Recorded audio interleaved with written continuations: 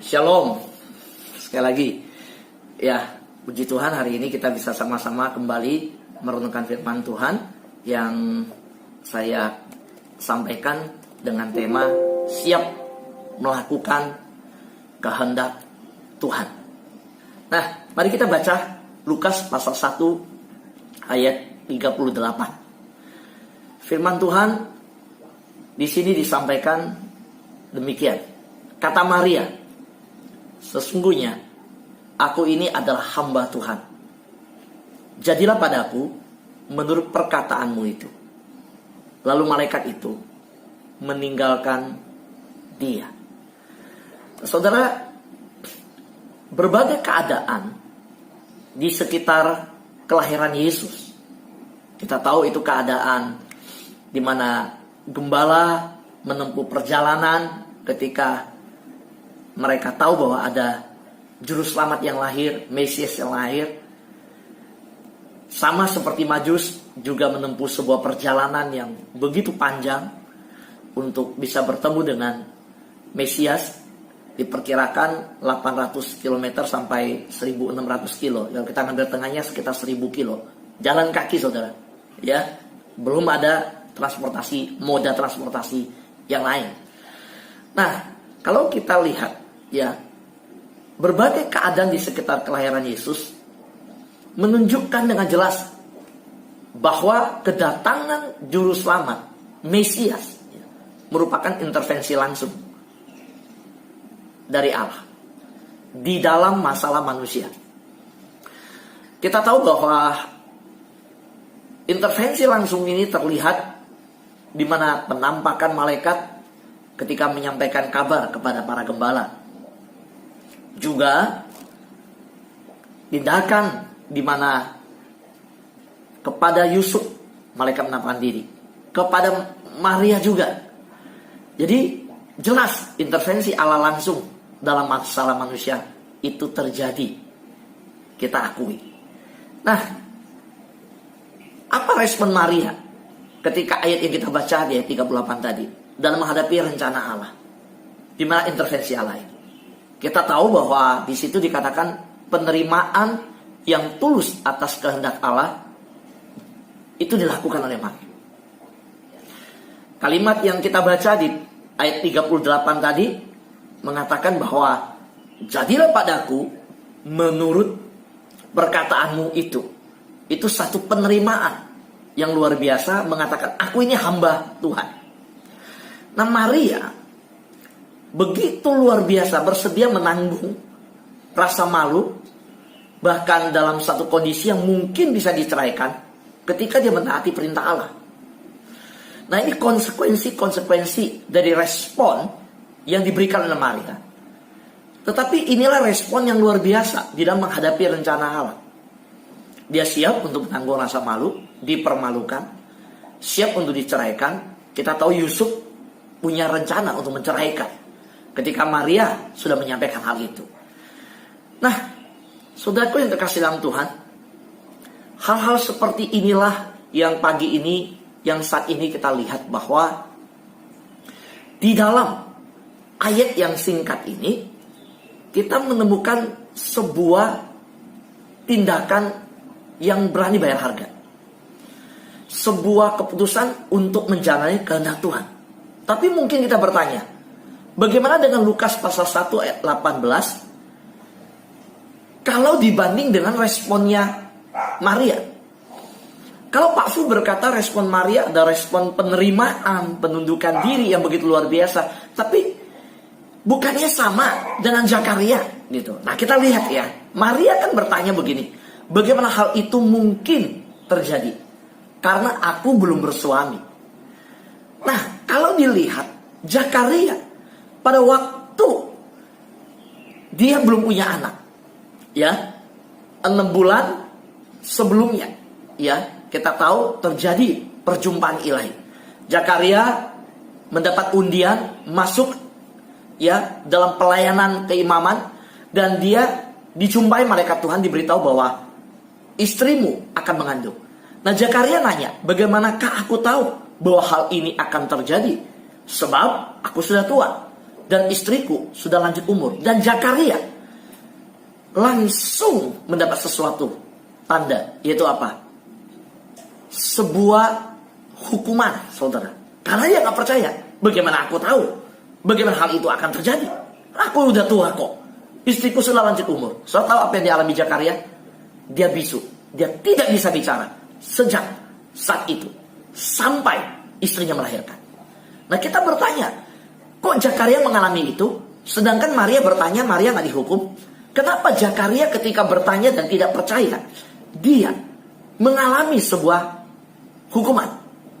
Tidak bisa bicara. Dia dianggap tidak percaya. Tapi Maria, kenapa tidak dihukum? Sedangkan Maria bertanya juga, bagaimana hal itu mungkin terjadi? Aku belum bersuami. Kalau tadi Zakaria bertanya, aku sudah tua. Nah, saudara perhatikan bahwa pertanyaan Zakaria ini adalah pertanyaan yang jelas berbeda dengan Maria. Kalau Zakaria bilang dia sudah tua, bukankah di Alkitab orang yang sudah tua punya anak, istrinya sudah lanjut umur, punya anak, sudah ada contoh, Abraham dan Sarah. Jadi pertanyaan Zakaria ini yang meragukan, jelas kita tahu bahwa ketika dia dihukum, ketika dia tidak bisa bicara sebagai tanda dari ketidakpercayaannya, itu bisa terjadi karena Zakaria sudah tahu dalam nenek moyang mereka, Abraham, Sarah, pernah di masa tua dua-duanya punya anak. Nah, kenapa Zakaria masih ragu? Tapi kalau kasusnya Maria berbeda. Di dalam sejarah dunia belum ada seorang wanita yang dimana belum bersuami ternyata hamil. Nah, saudaraku yang terkasih Tuhan, jadi kalau kita berkata Maria dikatakan responnya begitu luar biasa, tapi buktinya dia meragukan Allah. Oh, beda saudara, beda sekali, beda dengan Zakaria. Ya, kita lihat kedua ayat ini. Nah, hari ini saja kita melihat bahwa Maria benar-benar tidak mengerti, saudara. Karena belum ada contoh sepanjang sejarah wanita belum bersuami hamil. Tapi dia percaya. Kenyataan yang terjadi pada Maria kalau kita gali, saudara, sangat menakutkan. Kita sudah lihat ayat yang sebelumnya, di pembahasan sebelumnya, bahwa hukumannya mati, saudara. Saudara, kenyataan yang bukannya menakutkan, sangat mengkhawatirkan. Bagaimana dia bisa membuat Yusuf bisa percaya? Saudara, cara Allah ketika memakai Maria itu cara yang sulit dimengerti. Saudara, Maria tentu sangat sulit untuk bisa menangkap bagaimana mungkin aku bisa hamil. Bahkan berpotensi menimbulkan kesalahpahaman yang besar di tengah masyarakat. Jadi, ketika Maria berkata, aku ini hamba, jadilah padaku. Saudara, ini sesuatu yang luar biasa, saudara. Responnya Maria, dia tidak mengerti, namun dia percaya. Masih ingat saudara bahwa Yesus berkata, berbahagialah mereka yang tidak melihat, namun percaya. Nah, ini saudara, yang terjadi pada Maria. Dia menghadapi sebuah kehendak Tuhan disampaikan. Itu kalau dipikirkan kenyataannya sangat menakutkan, saudara. Ya jelas. Dan memang kenyataan setelah Yesus lahir, Maria harus melarikan diri ke Mesir, bayinya mau dibunuh, saudara. Oh, itu tidak mudah, saudara. Saudara, Maria menghadapi keadaan yang begitu sulit untuk dimengerti, bahkan berpotensi menimbulkan kesalahpahaman di masyarakat. Tapi apa yang terjadi? Maria nggak mengerti, tapi dia percaya. Nah, yuk kita lihat ya bagaimana keputusan manusia rohani yang disebut Maria ini. Dia percaya kepada kekuasaan dan otoritas ilahi. Dia berkata, sesungguhnya aku ini adalah hamba Tuhan. Artinya apa? Dia siap melayani, dia siap di bawah perintah Tuhan, otoritas kekuasaan Tuhan. Dia siap melakukan yang Tuhan perintahkan. So, Maria tidak keberatan untuk menanggung bahaya yang bisa merusak pernikahannya. Yang direncanakannya dengan Yusuf sedemikian.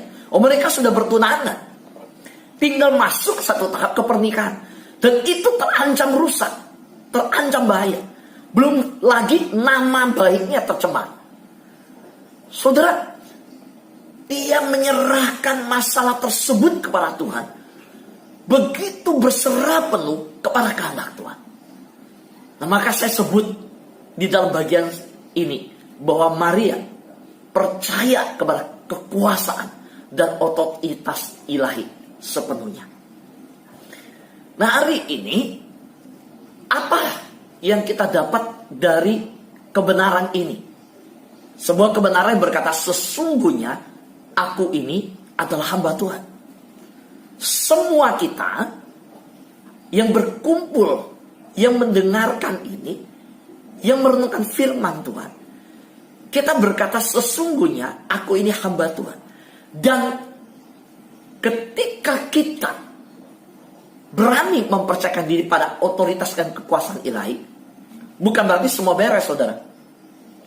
Ada sebuah bahaya, ada sebuah cobaan, ada sebuah ujian yang besar, ada sebuah tantangan yang berat.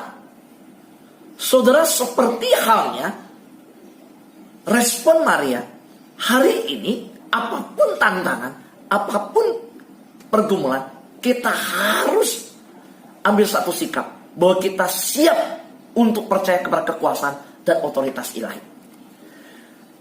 Saudara, teladan yang kita dapat dari Maria seperti ini. Kerelaannya untuk mempercayakan perjalanan hidupnya kepada rencana Tuhan. Betapapun drastisnya rencana Allah bisa menyebabkan perubahan dalam hidupnya, dia rela mempercayakan hidupnya kepada Tuhan. Nah, hari ini, saat ini, saya mau tanya kepada kita semua, bagaimana dan pergumulan hidup kita? Kita sedang ditempatkan di satu tempat, dan di situ mungkin kita diserang, kita mendapat ancaman, kecaman, tantangan.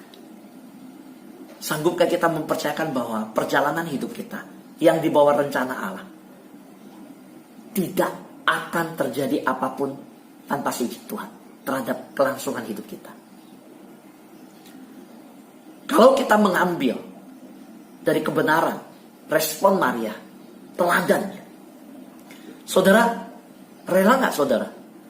Kalau saudara dipakai Tuhan hari ini, saudara juga mempercayakan perjalanan hidup saudara kepada Tuhan. Sekalipun ya, ada banyak tantangan. Nah, saudaraku yang dikasihi Tuhan, kita lihat lagi. Saya sebut Maria ini sebagai orang percaya menantikan karunia Allah. Dia sungguh-sungguh menantikan. Dia sungguh-sungguh sebuah kesempatan. Karunia apa? Kesempatan untuk dipakai oleh Tuhan. Dia sungguh-sungguh nantikan itu. Saudara, semua perempuan Israel, yang gadis-gadis, berharap mereka menjadi ibunya Mesias, yang melahirkan Mesias. Mereka menantikan karunia itu, kesempatan itu. Dan Maria berkata, ketika berjumpa kesempatan itu, jadilah padaku menurut perkataanmu itu. Seolah-olah Maria ngomong gini, Gabriel, kamu yang sampaikan apa yang menjadi perintah Tuhan. Maria berharap Tuhan, ingat ya, laksanakan firman-Mu atas aku. Yang telah Tuhan minta aku jalanin untuk mengandungi. Biarlah Engkau buat aku yang berharap ini gak sia-sia. Jadilah padaku menurut perkataanmu itu. Hanya itu, jangan yang lain. Kalau engkau menjumpai aku, melihat aku layak untuk menjadi ibunya Mesias, melahirkan, kau pakai aku untuk masuk ke rencanamu yang begitu dahsyat. Di dalam masa aku bertunangan, ada masa depanku yang diombang-ambingkan, diobrak-abrik, di mana kehendakmu itu bisa membuat aku menghadapi resiko yang besar, terancam di masyarakat. Nggak masalah deh. Yang penting, yang Tuhan sampaikan lewat Gabriel, itu jadi ya. Jangan nggak jadi nih. Aku juga siap. Apa yang menjadi firman Tuhan, aku harap benar-benar terjadi. Aku siap. Nah ini saudara, luar biasanya pengharapan. Ini luar biasanya perkataan yang terkandung dalam kalimat jadilah padaku menurut perkataanmu itu. Nah, saudara, kalau kita dipakai oleh Tuhan, ada gak sikap tunduk, berserah, bahkan kita benar-benar perjalanan hidup ini sama pada Tuhan? Atau kita hitung-hitungan mengenai harga yang harus kita bayar? Kalau saya taat harus bagaimana nih? Saudara, kita belajar dari Maria. Tunduk, berserah, sebulat hati. Sesungguhnya. Ingat, percaya, tunduk, taat. Saya ingatin selalu ya. Percaya, tunduk, taat. Walaupun nggak melihat. Kita berkata, justru yang nggak melihat tapi percaya. Berbahagialah orang demikian. Nah, saudara yang terkesan Tuhan, bagian yang terakhir ini, saya mau kita melihat dengan jelas bahwa memenuhi kehendak sendiri lebih mudah daripada memenuhi kehendak Tuhan. Coba kita refleksi deh. Kalau kita punya kehendak, kita berupaya untuk memenuhi. Semua orang punya keinginan sendiri. Semua orang mau memenuhi keinginan sendiri. Tapi saat ini, ketika kita merenungkan firman Tuhan ini, kita refleksi. Kalau kehendak Allah yang diminta penuhi, bagaimana dengan kita? Maka saya tuliskan, memenuhi kehendak sendiri lebih mudah daripada memenuhi kehendak Tuhan. Karena kehendak Allah lebih sulit dimengerti dan dilakukan. Benar gak saudara? Sulit. So Maria juga sulit untuk mengerti. Loh kok aku bisa belum menikah, aku perawan, disuruh hamil, melahirkan. Sulit dimengerti. Dilakukan juga sulit. Tapi dengar saudara, Tuhan memilih kita untuk melakukan kehendak Tuhan yang sulit, serta penuh resiko dan penderitaan. Itu sering terjadi, saudara. Nuh menghadapi resiko. Gideon menghadapi resiko ketika Tuhan pakai melakukan kehendaknya. Sulit. Daud melawan Goliat, itu sulit, penuh resiko. Penuh penderitaan ketika Saul mengejar dia, menangkap dia. Saudara, demikian juga kita lihat Deborah, seorang wanita harus memimpin. So kita lihat Hizkia, Nehemia membangun kembali tembok Yerusalem. Sulit dijalani, penuh resiko, penuh penderitaan. Tapi apa yang terjadi saudara? Mereka melakukannya. Nah hari ini, coba kalau boleh saya lihat, siapa yang siap untuk menjalankan kehendak Tuhan? Tapi saya ingetin dulu ya, resiko loh. Berat loh, sulit loh. Ada penderitaan di dalamnya. So sekali lagi saya katakan, jangan minta hak privilege. Jangan minta hak istimewa. Untuk saya jangan ada kesulitan deh. Siapa kita? Yesus aja lahir dalam kesulitan. Yesus aja lahir dalam penderitaan. Lahir di kandang hina, mati di kayu salib. Lahir gak enak, mati gak enak. Lahir gak layak, di tempat tidak layak. Mati di tempat tidak layak. Kok kita minta keistimewaan? Untuk saya sih, tolonglah Tuhan. Agak beda. Nah saudara, kenapa saya mau ajarkan hal ini? Karena saya ingin anak-anak Tuhan adalah anak-anak Tuhan yang tidak cengeng. Tidak level rohaninya itu gak bayi rohani. Level rohaninya itu dewasa. Sehingga waktu tantangan, waktu ada kesulitan, waktu ada penganiayaan di akhir zaman, waktu ada tantangan yang berat, waktu ada kesulitan gereja ditutup, gereja dibakar, waktu ada ancaman terhadap kita berani berkata, ngikut Tuhan, saya tahu kok, saya udah denger ini, saya tahu kok. Betul saudara? Saudara dengar gak? Ada orang berani loh saudara, kawal manusia ditembak mati. Betul? Mati loh saudara. Nah ini kita percaya Tuhan, yang kita jalankan kehendak Tuhan. Siap gak saudara? Jadi saudaraku yang terkesan Tuhan, kiranya setiap kita siap melakukan kehendak Tuhan. Dan siap, sudah tahu bahwa jalannya Tuhan menggenapi kehendak Tuhan itu penuh tantangan. Tapi kita sudah siap untuk berkorban. Untuk apapun membayar harga. Yang penting kehendak Tuhan terjadi.